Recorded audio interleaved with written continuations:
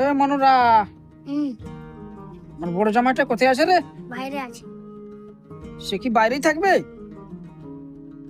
তার কি জানা নাই যে আজকে মেয়ে পক্ষ দেখতে আসবে? হুম।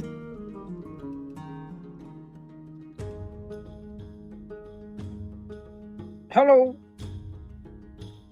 জামাই,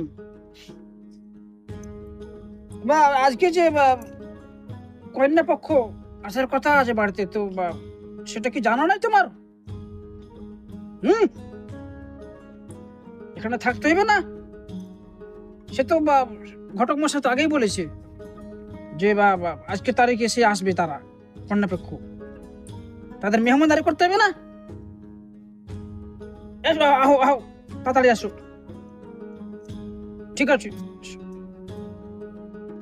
জামাইয়ের কোনো হুঁশ দিশা নাই।